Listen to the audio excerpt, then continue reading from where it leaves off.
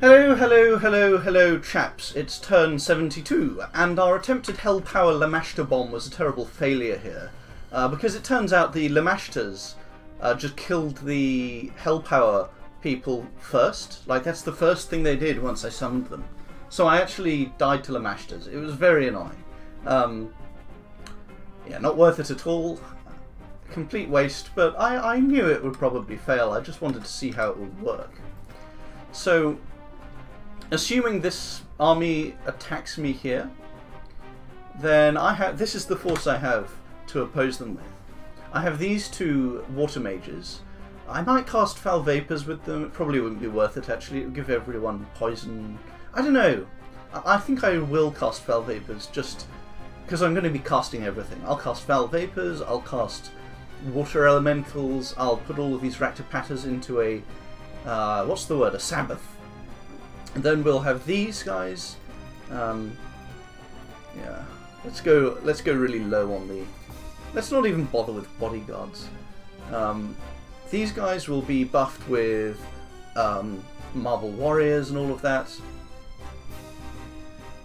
These guys and so Marble Warriors, Legions of Steel, Strength of Giants, Bloodlust, Rush of Strength, Mass Regeneration. What are the other ones?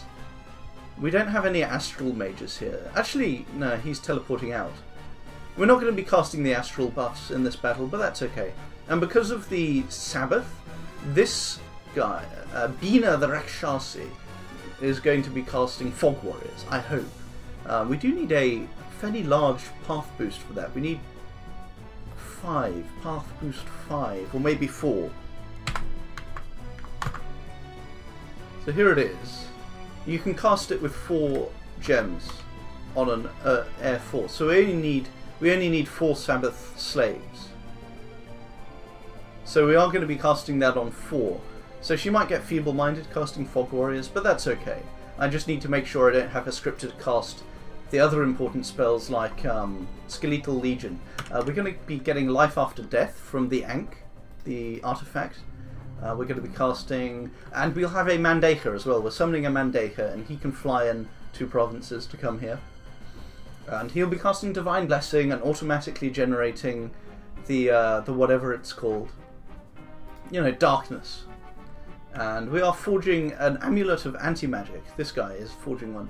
So we'll have, between all of this stuff, he'll have some items that will make him pretty hard to kill, and he'll be pretty safe because of that. And because we're moving so many mages around, we've actually run out of people to put research items on, which is a little bit funny. But research at this point in the game is no longer urgent at all. It just isn't. It just isn't an urgent thing. We've done all the research we really need to. At this point it's... Alright, it would be nice to get blood magic in 2 turns actually, but 3 is okay, it's just not that urgent. So yeah, that's my army, loads of buffs, a small force of sacreds, but they should completely annihilate this force. The Long Dead simply won't do much damage. The Long Dead Rephites will, but probably not enough to beat Fog Warriors and all the rest of it. And the Rephite Warriors don't have Dark Vision, so in a cave against a Mandeha, their attack skill will be something like 9, so they will fail pretty badly because of that. Now we still, despite losing this temple, we still have 15 temples and 9 Dominion strength, so we're not completely losing the Dominion war. At least we're getting some Dominion in here now. We can't build temples here and here until we clear off these raiders, so I think I'll send him actually to raid this. And where are these guys going? I'm sending them in to fight this army because despite my sounding confident, I cannot risk losing this place. So I do need to make I need to make extremely sure that I win this battle that's coming up. The other battle that's coming up is Atlantis. They're once again making a play for Xibalba. Now these troops here, not these troops, I'm teleporting in some mages. You've got this guy, and this guy, and this guy. 3 Earth Astral Mages, and they're going to be casting Marble Warriors, Will of the Fates as well, and stuff like that, which will be very, very important in this battle, very useful. We're again going to be doing a big Sabbath. We have a Mandeja, although these troops all have dark vision, so the darkness doesn't matter. But we still need him for the divine blessing. We might also tell him to attack, but only after he's cast Fog Warriors, using this crystal matrix and everything. What is there now? Why does it say number of Cabinian slaves 2, magic boost 0? It's very annoying. So we still have quite a lot of troops here. We haven't really fought a terribly painful battle with these guys for a while. So this should be okay. We should be able to fight this pretty well. But because we're teleporting in these mages, we couldn't tell them to move patrol onto it like I would have appreciated being able to do. Because of course when you teleport you just go inside the fortress and you don't patrol. So what will happen is that when I defend this fort, it'll take a couple of turns because I'll need to break siege next turn. And then because of that, Pan, who is here, will almost certainly choose to attack me here. And because of that, they will just take Marge's Timberland and they will have this throne. So that's not very good for me.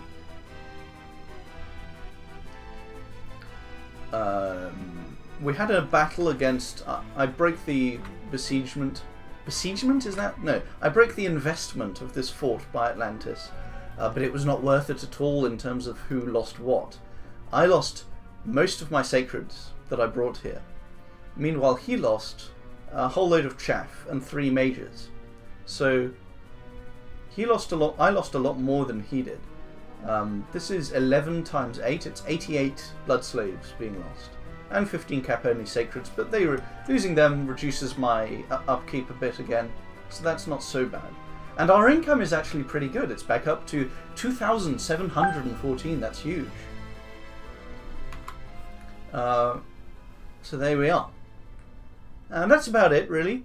We've got Pan attacking here, and I just don't have the ability to prevent this. Maybe I will come back and take this province again later. Maybe I will end up defending this fort against them after they take this one. I've got the mirror here, so they may overestimate how many people are here. And Niflheim seems pretty quiescent. They're not really doing anything. Chad, I'm tempted to send Chad out, but he might run into superior forces in Balanced Mires. So, Mires? So yeah, I'm just gonna... I'm really tempted to raid this province, but it's not an important province. And I don't want my war against Niflheim to escalate. I'm fine with it being a low-key war. Hopefully he doesn't have a load of troops here waiting to pounce on me. Maybe I'll move this guy here just to make sure. And Theridos, I think Theridos was here last turn, I can't remember. It's so annoying the way these water players have been sitting around so much. I guess if you can, though, it's always going to be tempting. That's turn 72. See you chaps next time. There's not really much to report, but you know, you can see how I'm getting stretched thin and really struggling to. My blood slave income isn't good enough. These guys ought to be blood hunting, actually. Even though it's only a 4K province, they ought to be blood hunting. Anyway, see you chaps next time. That is the end of turn 72.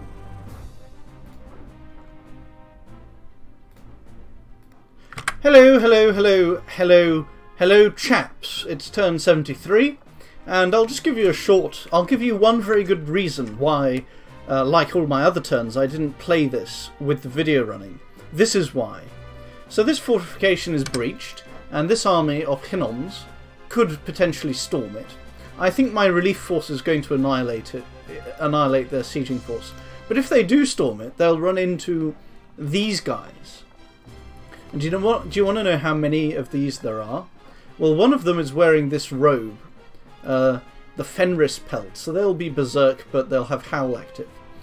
All of the others, the other 37, will have this same script, and they're right here where the breach in the wall is. So they'll be casting Summon Imps twice, which is 37, that's 100... That's 74 casts of Summon Imp, and Summon Imp summons 5 of them, so that'll be... that'll be...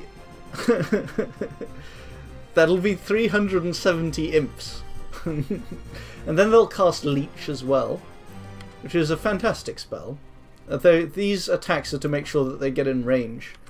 And then they'll have another Blood Slave left over, and of course being holy, being priests, they can also cast Banish. So this army of Long Dead is not going to be happy. And that's assuming that it actually gets inside this fortress. Because this is a throne, and because it's full of all these research items, I could remove all the research items, but I don't have anywhere else to put them on.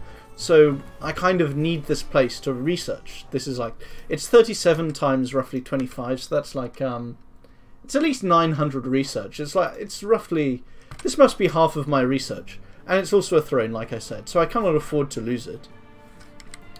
So now, that's what happens. These guys aren't breaking siege, they're just researching.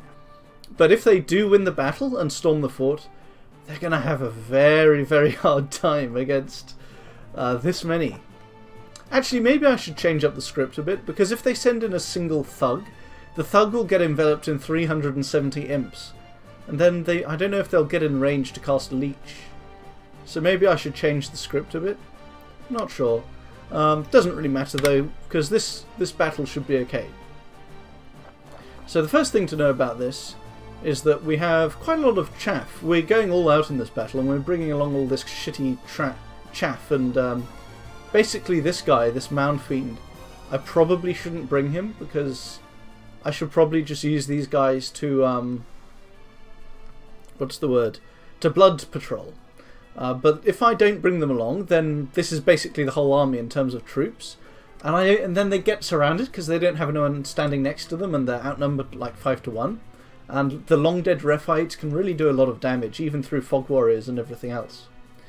So yeah, so this is the whole troop situation. A bunch of completely garbage chaff, and some of the best sacreds in the game. Like, these guys are just incredible. They just are.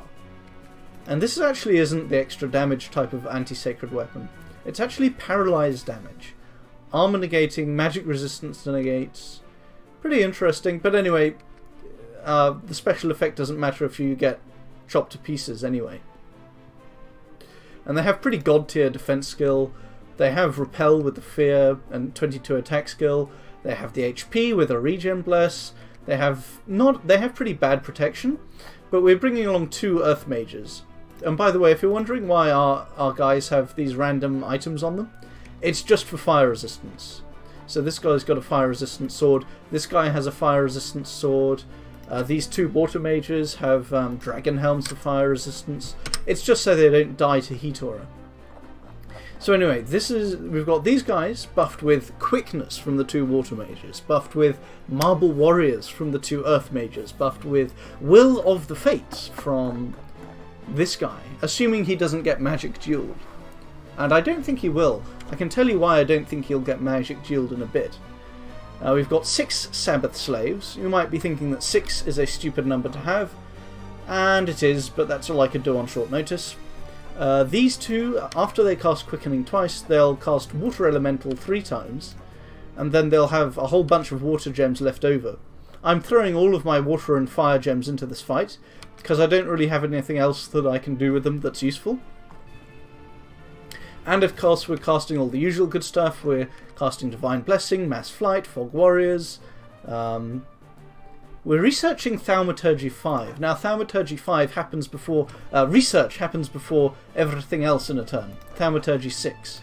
And the reason I'm doing that is because I finally noticed that Thaumaturgy does actually have a good spell, which is this. This is going to be extremely good. Our Wraithlords can cast it, and so can some of our other mages. And against an army of Long Dead, it's obviously very useful. So yeah, that's this army almost certainly dealt with.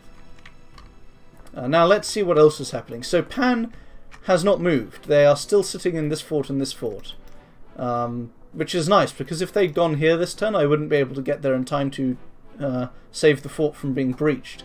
I think this guy with this this thing is actually doing a whole lot of work. It's actually really great that I have him there, and I might even send another guy over for that particular purpose. One of these guys. Come on, I have no spare mages anymore. They all died. This guy doesn't have a whole lot of research. I'm forging another one of those mirrors, so I'll double this presence on the border here. This illusory presence. So this province got raided back with just a Centaur Hierophant, as usual. This one didn't get raided, which is nice, so we still have 115 gold there. Very important. Atlantis, hilariously, has not attacked this fort yet, but he has... I mean, look at this. It's mainly Reef Dwellers and Mages of the Deep, so at least 20 Mages of the Deep here, probably. And they have Cleansing Waters, which does a whole lot of damage to demons, as we saw last turn. So I might have to just give up on this fort. I don't think I can save it. And it is a high population fort, but the thing is, it's bordering not just Atlantis, but also Pan. So it's like I have to defend it against 2 people, and then this army also has to defend against Niflheim. It's just a pain in the arse. Now, speaking of Niflheim, here is their force that they're sending against me. Now, the geysers that they used to have over here, they actually still do have at least one Jarl and a geyser there, but I suspect that most of them are here. Now, Jotun Hurlers are chaff, Draconians are chaff, Jotun Huskarls are also not very good, and Dispossessed Spirits are obviously terrible. So this army, if it runs into here, will be met with a whole bunch of Soulless, which are even worse chaff, a small band of Sacreds, which are not bad chaff at all. We might put them on hold and attack to make sure that the priests can bless them, though, once they finish their other scripts. And we're casting Howl, and we're also casting the Ravenous Swarm, which is the one that gradually kills Long Dead one at a time in a battle. This guy will cast Warriors of Niflheim, and that might be an extremely important spell. Warriors of Muspelheim. Cold Resistance +5 might be completely necessary to fight in this battle. So I'm fairly optimistic about this, and we also have 4 Blood Hunters, so that's nice. Hey! Is that only 3k population? That's a shame, I can't Blood Hunt it. I was getting excited there. So here, I've set both of these guys to retreat, just in case a Melkart comes over and raids them. And I've also told the birds to leave, and these guys will... I'm sending some people over? I thought I was sending some mages over to Blood Hunt here. Well, now I am. So we'll resume blood hunting in this province at last, because the localized, we have a localized NAP with Niflheim in this area. So hopefully we can exploit that by blood hunting right next to him, and that won't, hopefully that won't incite him to cancel the NAP. Because of all this moving around with armies that I'm doing, I only have 2 Mind Hunters. This guy over here and this guy over here. And they're both mind hunting this province. Kedaseems are just Holy One priests. I'm hoping to kill them both before they can build a temple. Which is kind of pointless actually, I'm not sure why I care about that. So, who invaded me here in the land of milk and honey? An Ami. What type of Ami? Oh, an Astral Ami. Wouldn't you know it's an Astral Ami, so I can't actually counter raid him. And none of these guys. I guess he could kind of... I guess this guy can counter raid with who's here? We've just got Mazik's there. This guy can counter raid. Oh, but he can't. He can't counter raid because we don't have any air elementals left. We don't have any air gems. Oh well. That's just how it's going to have to be. Might as well use this bracer, and I should put some of these items on people. I'm not really using them much.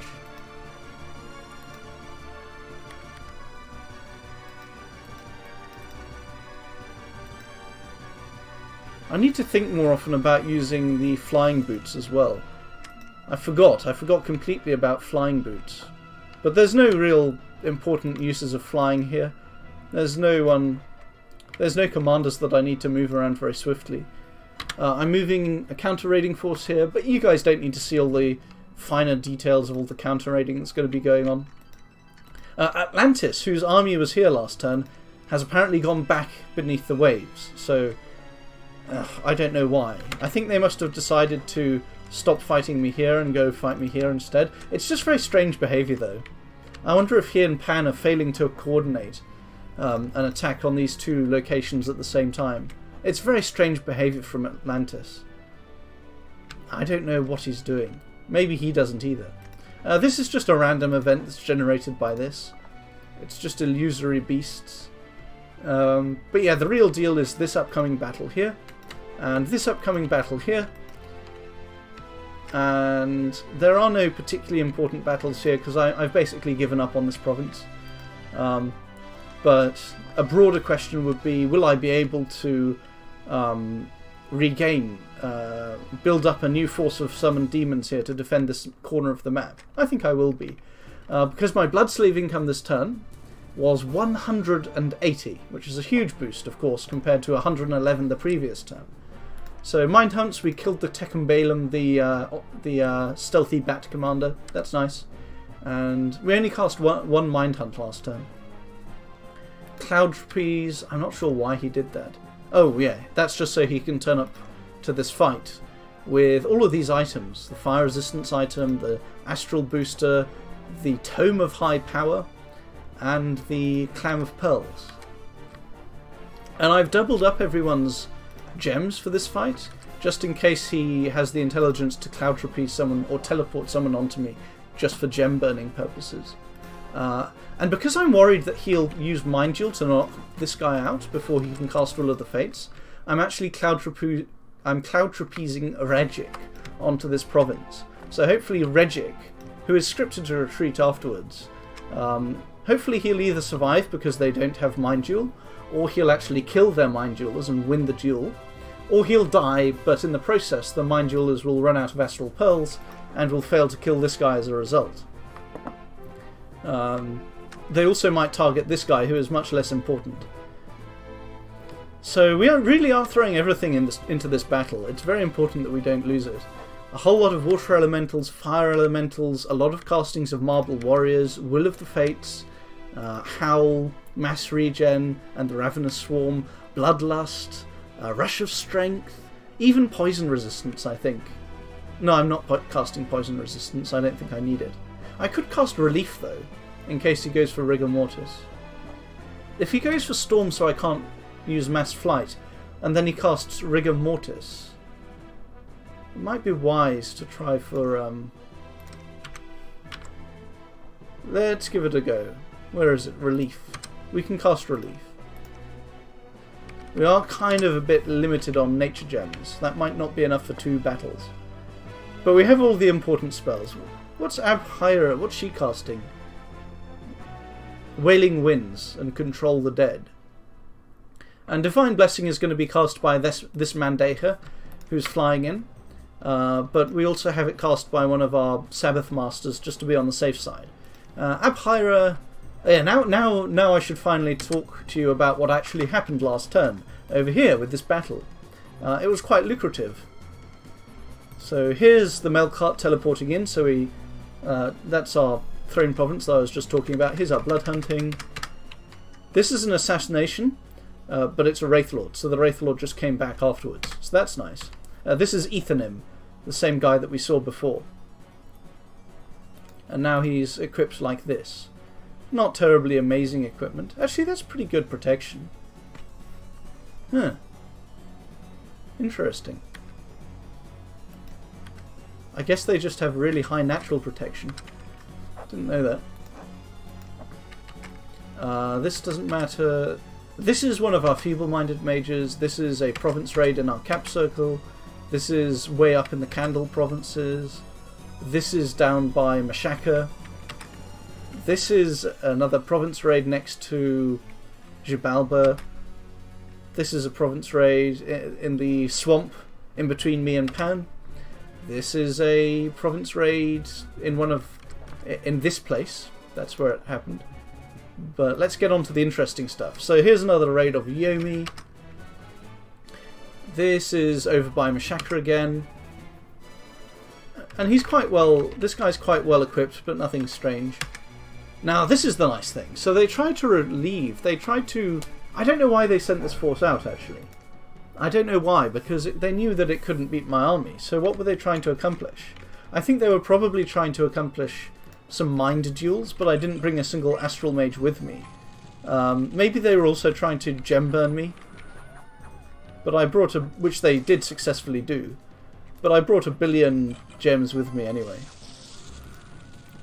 I have really good gem income compared to my gold and blood income. This guy's already routing, that's hilarious. Is he going to get caught by wolves? No, they'll die to the fire shield. For some reason a Raktapata ran forward by himself. I guess my scripting was a bit weird. And here comes the main deal. They just wipe everything out instantly. And this guy is pretty well geared. This is a Heliophagus. Pretty expensive stuff.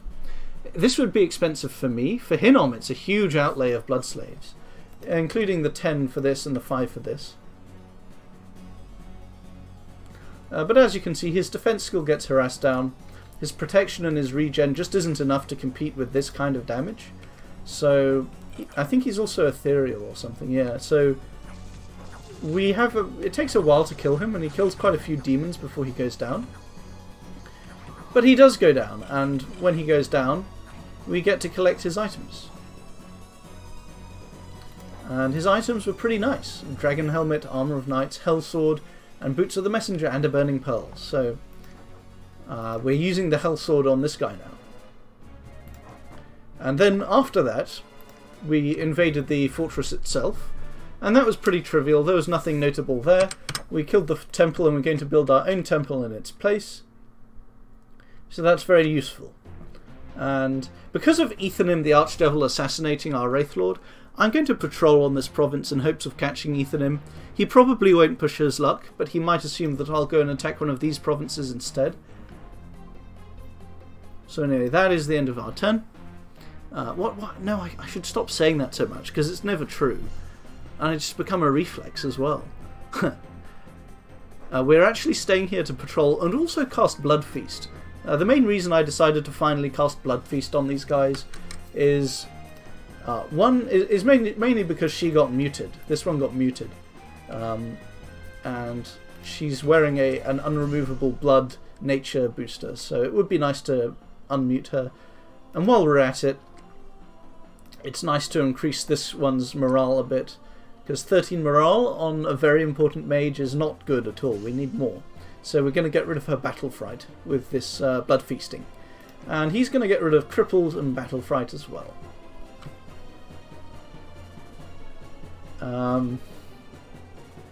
So the Long Dead Archer's moved on to here, but it'll take ages for this fort to go down. So we can just wait. We can wait and see a bit with these forts over here. This army might actually also decide to move towards my capital. That would be pretty amusing if they did. But if they do that, I'll have plenty of time to react with this army that's going down here, assuming it wins, which I think it will. And I'll also be able to recruit a lot more Denavas anyway. So yeah, that's the story of this turn. Pan and Atlantis are still biding their time. Niflheim is attacking me, but their force looks very weak to me. They might have a huge amount of skeleton spam and a huge amount of death mages which can wipe out our Solus, but I think overall we should be pretty okay. We have some good magic here. They'll probably cast Howl as well as me, but I just hope my Howl wins out. And we have these Sacreds. I don't think they have anything that can really fight those Sacreds. Even if they do have some Jarls, the Jarls might get messed up by Leech as well. So that's looking okay. Therados appears to have moved this army back into the water. They did take this province, which is nice. But generally speaking, the Therados Pan War is very passive. It looks like everyone is biding their time. Except Hinnom, of course. They're attacking me like nobody's business. And because everyone's being so passive, I am starting to get a bit shifty, feel a bit shifty about Therados attacking me. Just like in the good old days when I thought they would. Mashaka is... I always thought they were weak. I've trash-talked them before. They don't have much of the map. But what they're doing is they are not losing anything. And they're blood hunting like crazy. They have pretty good research, I think. They have a lot. They probably. I wouldn't be surprised if they somehow managed to get. Well, they have 2 globals. I don't have any globals, but does this look like the bank account of someone who can make globals? Because it isn't. Even 30 of these Earth Gems I still owe to Mechane, and I have to pay back to him by turn 80, which is 5 turns after the Cataclysm, actually. So yeah, we don't have much longer until the Cataclysm. So I think Mechane, his plan might just be to sit on these 2 thrones, and maybe this one, which he'll steal from Pan at the last moment, and just sit back and survive it. Whereas I have to fight horrors while also fighting Niflheim and Atlantis. Or I guess Atlantis is optional because there aren't any thrones here or here.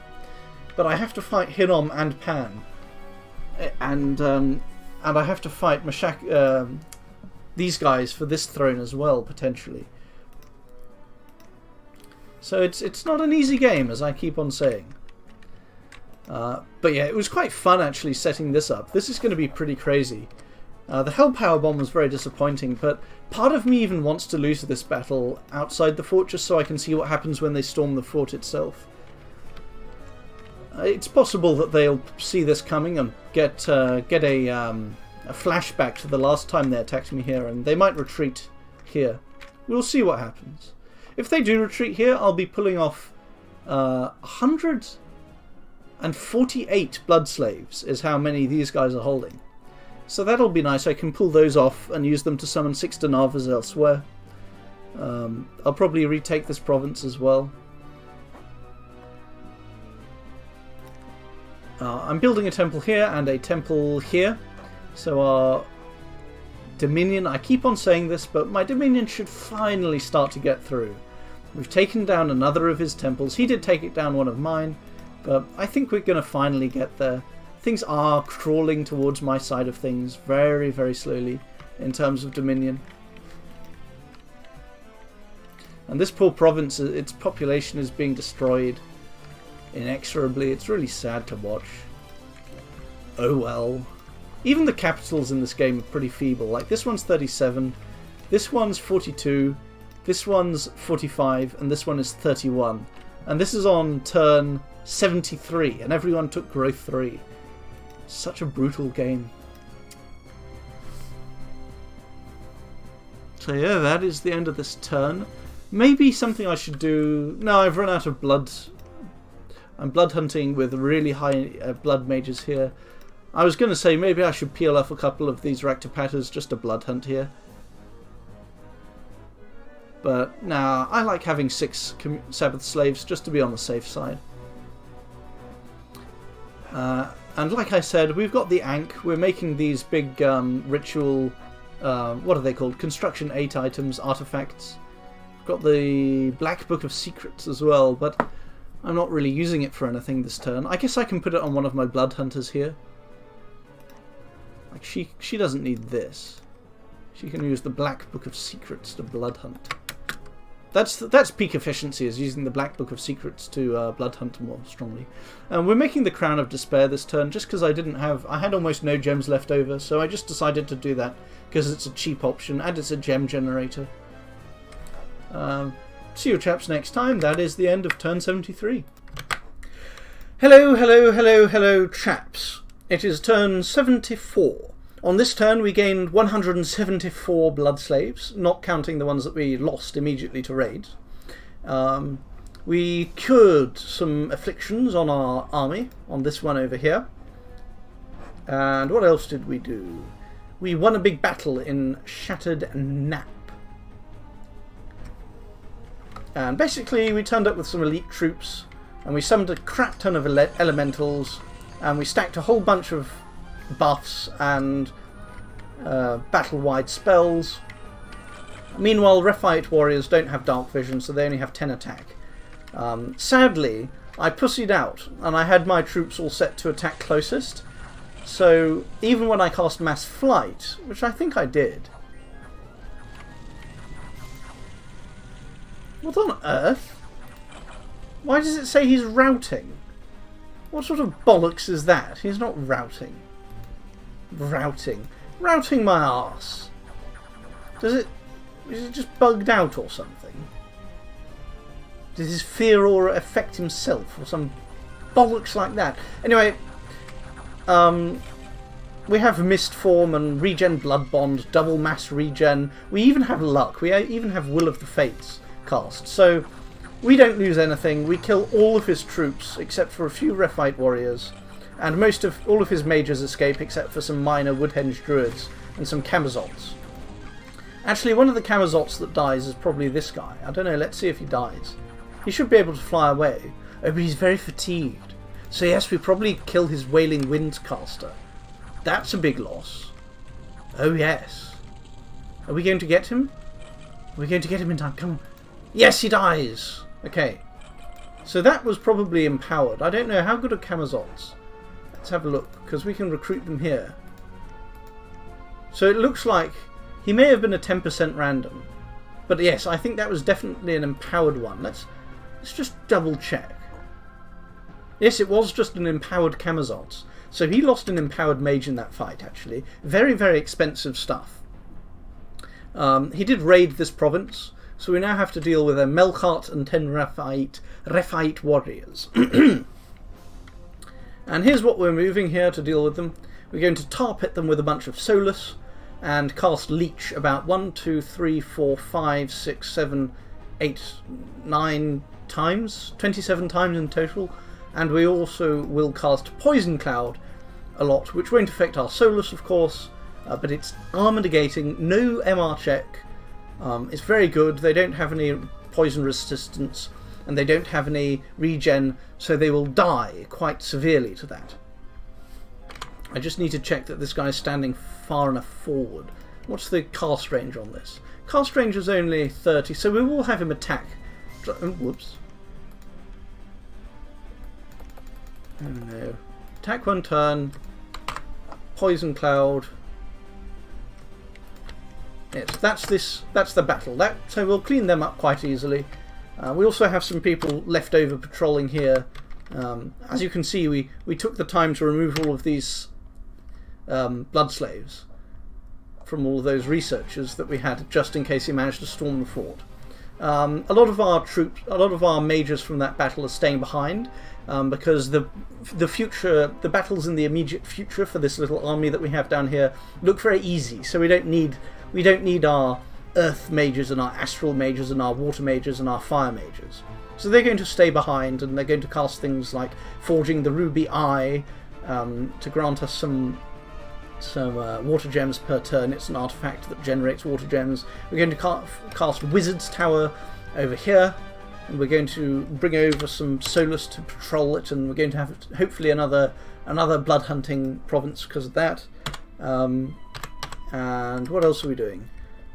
We're reviving a Mound King just to put all these Solus on and have some patrolling somewhere, I guess. Why am I casting Mound King there? Oh, and because the garrison here has a lot of garbage in it that we want the Mound King to take care of. And this guy's casting Call of the Winds on the same province that the Troll King's summoning a fortress. This guy is patrolling with his commands being to retreat, which is pathetic. So he's now patrolling properly, although he doesn't have any air gems, but that's because we've run out of air gems. We're just temporarily embarrassed. Nothing to worry about at all. Some of them are moving on to here in a little ball, much simpler, but we're still getting mass regen, bloodlust, divine blessing, and mass flight. So that's the basics. So yes, we won. We expected to win, and we did win. And now we're going to reclaim this fort, which is actually, I always forget that this is a big province with 12,000 people in it. So we definitely want to go there again. And it must have had more before the Melkarts and people ate them as well. What else is going on? So I told you I got raided here by an archdevil, didn't I? I can't remember if I mentioned this yet. So this archdevil turns up and slaughters a bunch of animals and PD.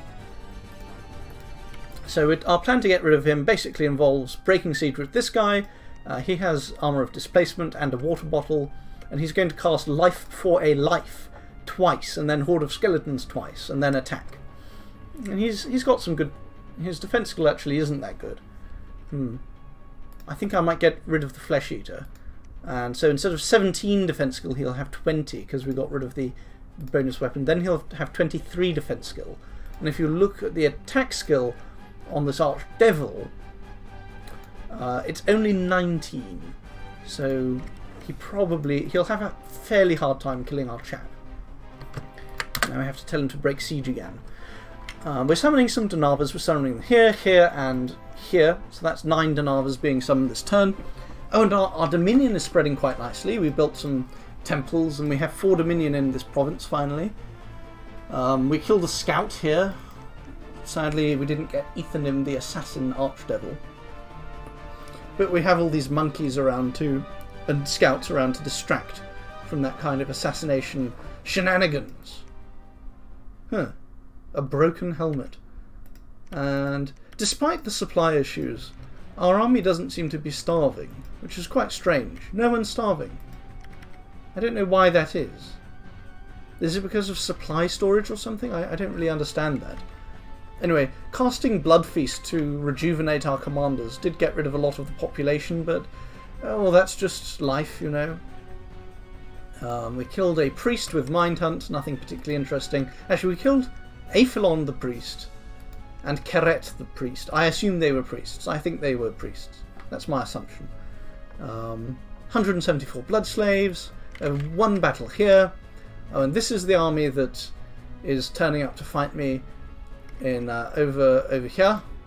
And I think our elite demons should be able to fight them off. We have a little period of time in which we can summon some more to fight them off while we are besieged. So it should all be okay, really, in the end. That's what I suspect, anyway. I might have to Cloud Trapeze in a mage, one of these mages, to cast Fog Warriors off a Sabbath / Communion, or something fancy. Or Mass Flight, actually, is more important than the other one. Light Hills, so this is just the little province down here. These guys were scripted to retreat. Unfortunately, their blood slaves didn't follow them, which is what I thought would happen. I thought blood slaves would follow them and retreat with them. Oh well. And then we have disease happening everywhere. And here we have some kind of cult being purged by our patroller. So our army is patrolling here, and it has a great deal of patrol strength. I wonder if you can... So they each have... So this is like 1,000 patrol strength or something. No, what am I saying? It's 100 patrol strength, then 150, and then these are like another 40 or something. So it's about 200 patrol strength. So we're definitely going to get rid of this cult. And that event got us some Dominion. So we are going to get our Dominion up in this area and keep and promulgate our turmoil scales into provinces like this one and so on, which is quite good. We want that to happen. We don't have any plans to recapture this province. Maybe I'll send a thug to do it with a magic resistance so that he's immune to with a magic resistance item. And actually, to get that magic resistance item, I probably need to get one of these guys to forge a magic resistance item. That would be quite intelligent, wouldn't it, if we want magic resistance. Amulet of Anti-Magic. And now that we've removed his research items, we can put them on someone else, somewhere. It's getting really annoying trying to find my researchers. Okay, we have a Raktapata researching in our capital for some reason. And it would also be nice to forge some more helmets and some more boots and some more shields.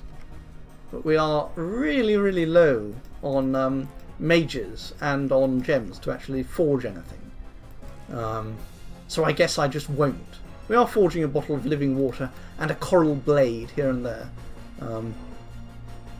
Our research is not going to research this in time for next turn, which is very unfortunate, but that's life. We're only really getting out... from this we're only really getting damage reversal anyway, so it's not really that amazing. I mean, we get all those other spells, but I'm not planning to use them much. So once we research Blood 9, we'll probably go on to Conjuration... no, Alteration 9. We're moving our monkeys here just so that they don't get, so we don't get someone dying to an assassin or something. I'm going to cancel this Raktapater, I think. No, he's going to be there to blood hunt. Where am I going to cancel a Raktapater? I'm going to cancel this Raktapater. No, that's not a Raktapater. Okay, I'm going to cancel this Raktapater. And I'm just going to keep on flooding this whole area with little monkeys to distract the assassins. The assassin archdevil especially. And that is basically the end of this turn. This battle was very nice to win, and now I've got some mopping up to do. So in this province we're going to have this. I probably already showed you this. I did, didn't I? And we're going to move on here. And here we have this army. Now, this army would have cracked this fort, but what actually happened was, while fighting my Wraith Lord, they actually killed some of their own long dead with their heat auras and things. And their siege strength is about 1 each. And as you can see, the siege here is only 5 away from being complete. So actually, those few tiny casualties are the reason that that I now have time for this army to move over here and then here to save this fortress. And this is a traditional fortress with 250 wall integrity. All of the others are big ones with 750 or 1,000, or my capital, which will have a lot of defenders. So this army isn't going to accomplish anything, so that's very nice. So things are looking up in terms of fighting off Hinnom. Yeah, we seem to be in a pretty solid position. I think Atlantis is going to take this province. But this province is just, we just have to give up on it. We don't have the strength to defend it, sadly. And we can probably lose it and then summon 3 red seconds using a whole bunch of boosters onto this province and this province and this province potentially, depending on how long the game goes on. And maybe we can even reclaim this in the future, we'll see. But to do this, I have to fight Atlantis and Pan, and then I have to come back here and fight Niflheim. It might be easier to just... If Atlantis takes this, then I don't have to fight Pan over here, which is nice. Although Pan is looking pretty dangerous over here. They're definitely planning something, because they have a spectral mage. But this army should be more than enough to take on everything that they have. I just need to make sure that I give this guy a magic resistance item, which is actually a good point. I'm going to remove those research items and forge more amulets of anti-magic. Because when they script Soul Slay, it will target the largest HP enemy, which is the Mandeha. Or maybe the Danavas, actually. I think Danavas have more HP. But either way, I just don't want to risk my Mandeha dying to a single Soul Slay, so I am going to be equipping them with that kind of thing. And I can't be bothered to figure out where I have a researcher that doesn't have items on them, so I'm just going to cancel this guy's reanimation of Solus. And we can make some more monkeys here. Monkey Bonanza. Oh shit. Oh, if Ethanim the Archdevil assassinates me here, then he'll find a lot of valuable targets. Almost anything is a valuable target in this army, in fact. So it's a good thing I thought about that.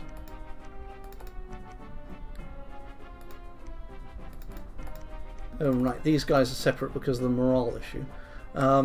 Yes, we don't want this Mandeha to die to Ethanim the Archdevil. We don't want this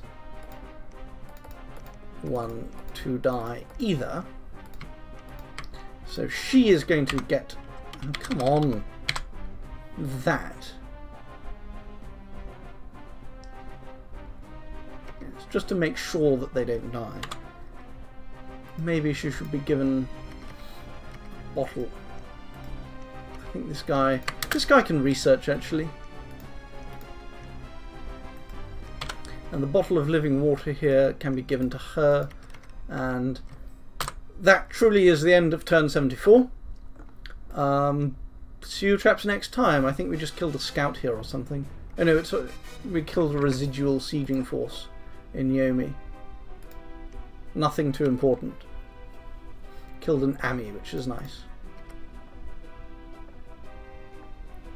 And that really is about it. Things are looking up. things are looking pretty positive. Oh, and a last note. Yes, I'm triple mind hunting this archdevil.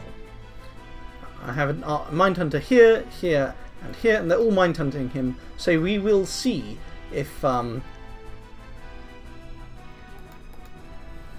Burial, the archdevil, can survive. But anyway, that is the end of turn 74. I shall see you chaps next time. Hello, hello, hello, hello chaps. It is turn 75. Now first I'll give you a quick overview, and then I'll go through the detailed messages, and then I'll tell you some of the more finicky little things I've been doing. So overall, we had good gold income. Our blood income was only 150, so we are still trying to ramp that back up. And we've summoned a wizard's tower here, and we've got some patrols here, so we should be able to blood hunt this province in a bit. And we also are regaining the blood hunting in this province, and so on. Added a second blood hunter to this province, so that's all good. So the long-term prognosis is good. This turn was a good turn for us. Hinnom still has a lot of forces. They're still bringing in a lot of reinforcements. They still have their archdevils somewhere lurking, ready to raid me. And you get the idea. And this army that was trying to siege down this fort but just wasn't quite quick enough is split into two. You've got the long dead archers over here, which we're going to kill with these guys. And you've got the Dustwalkers over here, which we aren't actually going to kill with anyone yet. This fort is not yet breached, but I'm pretty sure it'll be breached next turn because we have 220 siege strength. We're preaching here. Our dominion over here is getting quite good. This is neutral dominion in this province, so all of our preaching will be 100% effective. And we have 3 temples, of course. So that's quite good. So against Hinnom, the prognosis is looking pretty positive. Against Atlantis, they've raided me here. If this Basalt King is quite well geared. If he attacks me here or here, he'll die. Unfortunately, he's probably going to attack me here and take these provinces, which is annoying. This army's been here for ages, so probably they're waiting for their Living Pillar Doomstack to come over here to take this. And I'm fine with that, because it's next to Pan anyway. Like I keep saying, I can't really defend all of this area. It's just not possible. So I am going to let Atlantis take these provinces. Niflheim has raided me with some Draconians. Now, Draconians aren't very good, so we don't really care about that. They've raided this province, but this province, again, is not the most important one. Wraithlords are annoying, of course. They raided me here with this Scratty. And what happened was, I think it was this one, he shapeshifted, which meant he left some of his good items behind. The Spirit Helmet is why all these Azrapas and Palankashas died. So we got a Frostbrand, a Spirit Helmet, and an Armour of Knights, which are now here. Actually, I put the Spirit Helmet on my Pretender God. So anyone who tries to assassinate this guy with a living bottle, with a bottle of living water, and this thing is going to get demolished, I think. The other notable battle was in this province, Nethermines, where he tried to raid me, and we just cast Leech a lot. I'll actually show you the battle, because it was a funny battle to watch. So we had them scripted to move forward for 2 turns, and then cast Leech 3 times.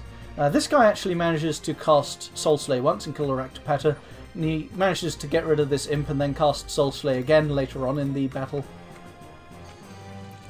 But let's have a look at these. So these guys cost 130 gold each. This guy is pretty expensive too. This guy is pretty expensive. Oh, and we get the Herald Lance and the Vine Shield off this guy. And I think the Burning Pearl is the other item we get. I can't remember what else we managed to loot in this battle. But yeah, here comes the Leech. So this guy gets mostly killed. He's limping away in terror. This guy gets, now the Leech just kills one of them. This guy is heavily injured. Leech is just a very, very, very good spell. And the second round of Leeches comes through pretty much now. There it is. And it just annihilates them. The Poison Mist didn't even do anything in this battle because the Leech just did it all. Here comes the next volley, and bingo. I think this guy with the buckler and the club finishes off that guy. So that was that battle, and we got a Herald Lance, a Vine Shield, and nothing else actually. 150 Blood Slaves, like I mentioned. Wizard's Tower. The Mind Hunts on our own capital failed to actually kill anyone, which is unfortunate. We didn't get Feeble-Minded either, and we summoned some Denavas here and there last turn as well. So this is just a whole load of raiding. There's nothing really interesting in here. A lot of it is just Wraith Lords and Basalt Kings. And we took this little province over here. But unless we are willing to cast Akashic Knowledge, it's only 9 gold. And I don't have the pearls to cast Akashic Knowledge, so I'm not going to do it. I'm going to cast Mind Hunt 3 times on this province. Because whenever I see independents that have taken a province on one of my neighbours, I always put a scout there so that they can watch the battle that occurs. So I suspect that Pan will have put some scouts, well, a scout in here. So we'll be able to wipe them out, and that'll be very amusing. If we're lucky, we'll catch someone else as well. But we won't know, because Mind Hunt only tells you the name of who you attack. We managed to kill a Niflheim mage. I think this is Niflheim. Niflheim Astral 4 mage with boosters. So probably Astral 2 or 3. So that's a nice catch. I think that probably would have been an Astral Random Geyser, so pretty painful loss for him, trying to Mind Hunt me. These events are not important, apart from this one, which is very nice. Oh yeah, for the first time in about 20 turns, we're making mages all over the place. We've got them here, we're making them here, we're making this guy here, we're making this guy, and so on. Raktapattles all over the place, Araksha Raja, you get the idea. And we're even upgrading this fort with this guy, so we'll finally have a bit more siege defense. And that's basically it. It's a good turn, nothing too exciting, got some items, got some gold, ramped up our blood income a bit. This is 5 geysers and some chaff, so we're summoning 2 sets of Raksha Raja warriors, 10 Raksha Raja warriors a turn, and it's not even breached yet. So this is fine, we'll be able to take this army, I'm pretty much certain of it. This province is not breached yet, but it will be next turn, so that'll be good. The raiding is going out well, we got 100 gold from this raid over here, so that's a very important province to raid. We're preaching a lot, the minion is going well, I think I mentioned that already though, didn't I? And we're going to clear off these little residual forces too, so what do we have here? Just some of those guys. So yeah, everything is going well right now. The concern is that Pan is building up a huge force to dumpster us with. So that's definitely not good for us. Cataclysm is a worry, but apparently Cataclysm is especially bad for non-blood nations. I don't fully understand what happens in Cataclysm, but I think blood has an advantage. Certainly Life for Life is a useful spell against Doom Horrors, I would assume. And we can cast Air Elemental as well against them. So we should be pretty solid against Doom Horrors. We're sending one of our stealthed capital mages with flying boots over here. I thought we actually sent out 2, so I don't really know where the other one went. I thought I sent out another one with flying boots. Where are my other flying boots? But anyway. Oh, and we're forging the Disease Grinder, which is going to get the disease out of these crystal mages who are diseased and have regen rings. So that'll free up the regen rings instead of using them to preserve their life. And we can also get rid of the diseases on some of these other guys, like this one and this guy, just so that we get some extra death gems out of it. And as mentioned before, we have this artifact, which is just a gem generator really. Lets us reanimate a bit more, gives you a bit of dark vision and fear and death spell range. Doesn't matter, we just made it for the death gems. So this was a good turn for us, and but not a particularly eventful one. So that's turn 75, and I shall see you chaps next time. Let's see if there's anything else I forgot to mention. Nothing really. It's always nice to build Wizard's Tower, though. After all the raiding I've been through this game, I practically have PTSD, so having 1,000 wall integrity is very, very nice. But see you chaps next time. Hello, hello, hello, hello, chaps. It's turn 76, and it's been a long time in real life. Because people have been they haven't been staling, they've been extending, and the Maconian player has abandoned the game. The Pan player has also abandoned the game. I wondered why he was so inactive. Yeah, so he's just fed up with the game. Mechana has disappeared from the Discord server. Stone Troll is the Hinnom player. He's still here. But as you can see, we're doing pretty well against him. But I'll go into that a bit more later. Niflheim, they're still in the game, but they're kind of weak.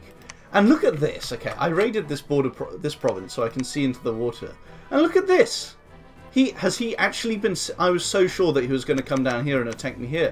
He's actually been sitting here with this entire army for all of this time. It's literally just standing there. My god. Water players are really something else. They really are. I actually feel angry. I actually feel angry looking at this. A little bit. Maybe he's just planning to wait until Cataclysm and then move everything through these provinces. He might even decide that the throne is more important than Xibalba. And ironically, I'm getting more money from the throne than from Xibalba because our patrolling wasn't really up to scratch this turn. So general overview is pretty decent gold income, although because of all the mages I've been trying to train and temples and things, we actually had very little gold left over. And we're training the Rakshar Archers again. So still could use a lot more gold, as usual. Well, you know, that's we're going to get a sub for Pan, I'm pretty sure. Might need one for Mechana as well. Yeah, we're getting 2 subs. And that might take a while. But they'll be coming into a pretty decent situation. They'll have a lot of toys to play with. Let's review the globals. I actually thought that Pan had 2 globals. And I was wrong. I was completely wrong. They actually got stolen by Mechana and Therados. And that's part of why Pan is not strong. I was just talking to the Pan player about why'd he leave. And he says, well, I just can't fight you. You have these unkillable sacreds. I don't have globals. I just don't have things that can compete with late game Blood Lanka. Apparently late game Lanka is very, very strong. I can definitely believe that. That's been my experience. And we'll have some battle reports to show you this turn. So anyway, Lanka is kind of out of it. Therados might actually decide to attack me. We'll see about that though. Atlantis is definitely going to attack me. And now that Pan's gone, I'm kind of regretting not defending this fort. It is a 20k population place, but you know, we're getting stormed in this fort. We are still kind of struggling on the defensive front. So we're summoning another 10, I think. I think this might be summoning Azrapas. Yeah, we couldn't afford the Raksharaja warriors, so we're summoning some Azrapas. So we'll have these sacreds. So I think we outnumber their good troops. And he might actually assume that I don't have anything in this fort, so he might storm it and just get destroyed, which would be funny. So things are looking pretty solid over here. Our preaching worked pretty well here. We got some dominion up in this province. Over here, well, I'll go through the messages now. So we had 218 blood slaves this turn, pretty good. Our mind hunts on this indie province. Well, this is over in Pan. We failed to kill some random researcher. An enemy commander was mentally attacked, but there was no effect at all. I'm pretty sure that means they are a mindless commander. I don't know what this actually means. Maybe it means it's an independent. I just don't know. Anyway, Hinnom has these very, very kitted out... Well, not very kitted out. They're just archdevils. Now, I thought this guy would be kind of durable against an archdevil because he does have 24 defense skill. Unfortunately, the Holy Scourge hits twice, and it has 22 attack. So he just gets completely annihilated. So we lost a fully geared Raksharaja. Very annoying. We are triple mind hunting this province. And maybe Hinnom will have a Spectral Mage to try and feeble mind our guys. A single Spectral Mage, I guess he'll probably be an S2 Mage if he's sent on that duty. Maybe Hinnom doesn't have that though, because he's been spending a lot of death gems on the skeletons. So I'm just going to triple mind hunt this province and try to kill that devil. He did only have 19 MR, so we have a good chance, a decent chance, a worthwhile chance of killing him. This is another assassin where he actually kills a scout. So this is why I have these scouts. Ah, we lost a bag of wine. How irrelevant. I should never have made those bags of wine. Total waste. Absolute Chad scout tries to take him out with a short bow. It's just not going to work though. I feel like Phoenix Power. I feel like he still doesn't have. He still doesn't have that big spell. What's it called? Phoenix Pyre. From Alt 7 or whatever it is. Anyway, here's the battles. So we cleared up the forted. We cleared up this province. This is where it is.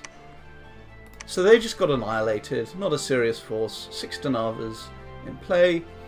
This is a raid with, I think it was Swarm. A Swarm raid. And this is a Melkart, of course, but we still have a fortress there. This is the raid on the shore with Atlantis. This is... and it's kind of disappointing that we lost an Azrapa. Maybe she got poisoned by the Coral Commander. This is just another raid, nothing interesting. That's them retaking their fortress. That's us retaking Overblessed Abbey. Because they actually didn't leave anything there. And this is... we actually won this battle, surprisingly. And if you look at this battle, he didn't have any regen. So... and he's invisible, but invisibility doesn't work against skeletons. Because they have Spirit Sight. So we have 2 Wraith Lords here. I'm not sure why I had 2 Wraith Lords here, but it was clearly a good decision. One of them gets sent off to reincarnate. Jesus, that's a bit loud. Anyway, what happens is that the Heliophagus... ah, that's way too loud. Okay, I need to adjust. What happens is the Heliophagus is incapable of killing the skeletons fast enough. And he occasionally takes little tidbits of damage. He starts off this battle, I think, with a limp. And he does have a tiny bit of regen from Soul Vortex. I'm not sure how that happens against... oh, okay, he can't Soul Vortex off undead. Anyway, he's gradually taking damage. He's got a chest wound as well now. And the chest wound raises his encumbrance. So he now is fatigued out. Takes another bit of damage. He does have 29 protection, but... come on. This is a bit of a slow battle.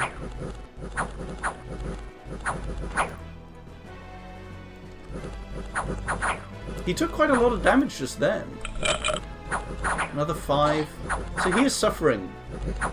This guy is incapable of dealing with a single Death 3 skeleton spam, which is kind of amusing. I guess that's why Frostbrand is good. Also, this is a life drain weapon. Soul Vortex is life drain, but neither of which work against undead, of course. The sad thing is that because he's blood, he will be able to cast a ritual to get rid of all these afflictions.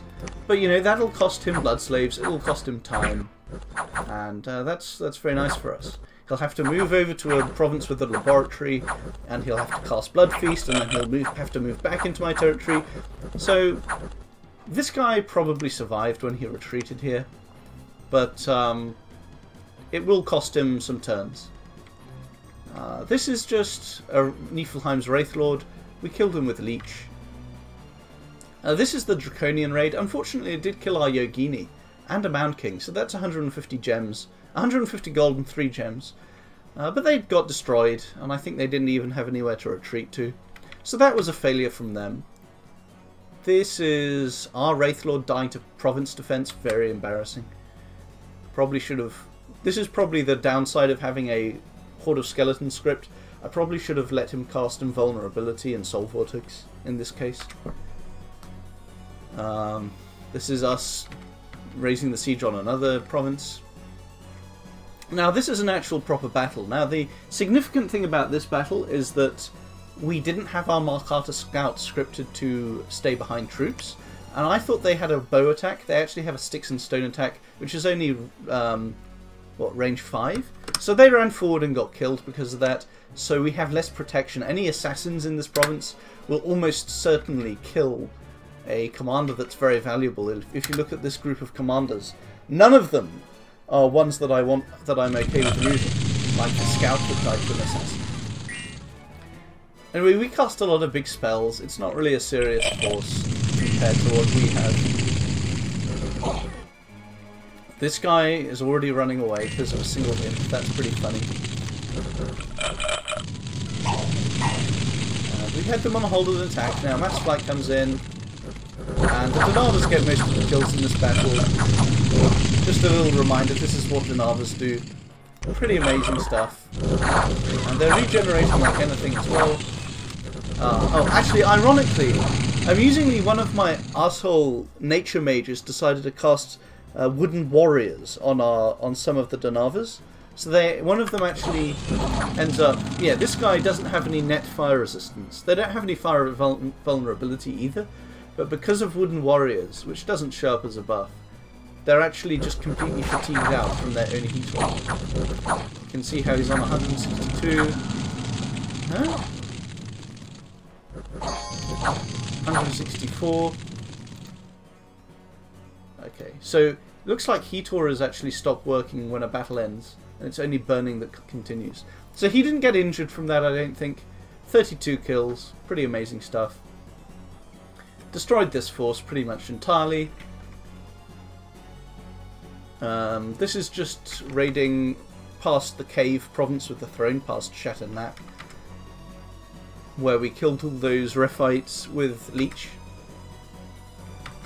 Why does this event even exist? It's so boring, especially when you have Misfortune 3 scales in the first place.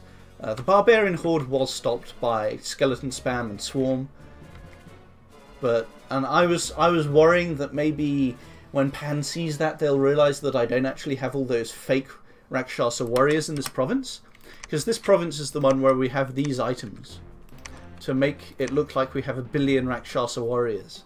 But yeah, I was worried that if he doesn't see them defending the province, that he might suspect. But he's getting bored of the game anyway, so I guess we're okay. Let's see, where were we? Ah, we lost some population there. That's annoying. So this is another one. That's the one you saw earlier down by where Mashaka was. It's kind of annoying because that's a blood hunting potential province. And here's the Swarm Skeleton Spam killing all the barbarians. The enemy might storm us here, but they really don't have the necessary forces to do so. Also, another funny thing is that I've decided to put this guy on an attack rear script after casting some spells, and I've decided to gear him as well. Just because he has a lot of HP. He's my prophet, he's got heroic toughness, he's got some MR from this amulet. Being an ape, he doesn't have very good MR. So he only has a few really good gear things going for him, but he should be able to deal with what they have here. He might get destroyed by a guy just casting some spell, but if he does, that doesn't really matter, because after 6 months we can just claim another prophet. Maybe I shouldn't be doing this. I just want to have fun thugging people out. Thugs are fun, okay? I probably shouldn't be doing that to him, but oh well. And here's our blood patrols. So that's really all there is to report about this turn. We're very annoyed that we lost a fully geared Raksharaja to an assassin, and we're going to triple mind hunt there. We captured some terrain, and our Dominion and our provinces are looking good against Hinnom on this area. I think I'm moving into here with... Okay, I'm moving there with 2 Wraith Lords, and I'm moving here with our army. including a gem carrying scout to reinforce them.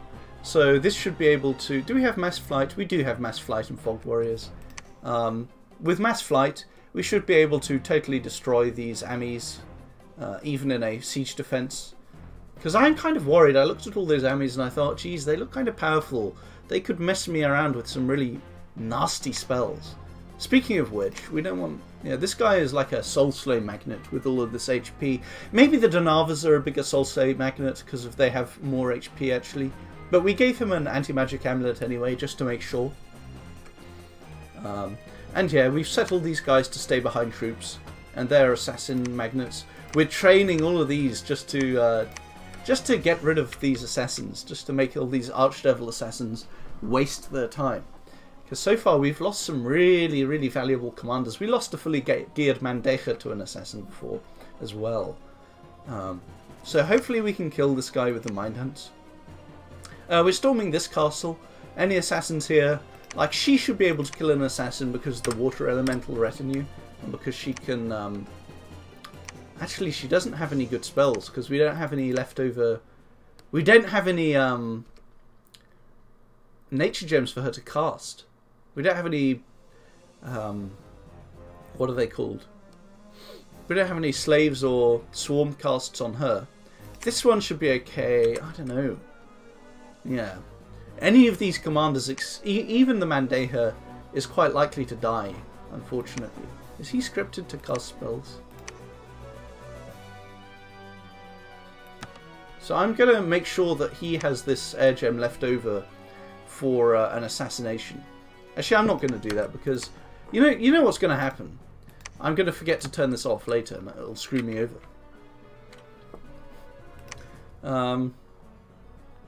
Yeah, we've still got some patrollers here just to guard against raiding. I guess that's not really necessary.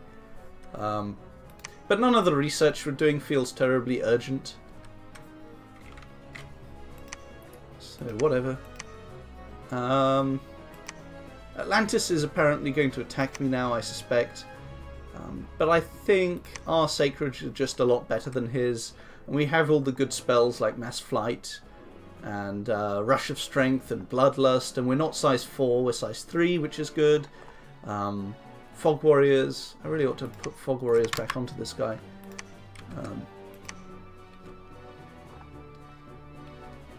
The Disease Grinder is starting to save people from disease, so that's nice. It better prioritise the one that actually matters. It better not start removing disease from Solus. We're also forging a Pendant of Luck, just in case it helps with assassinations against those 50 damage one-shots from the Archdevils.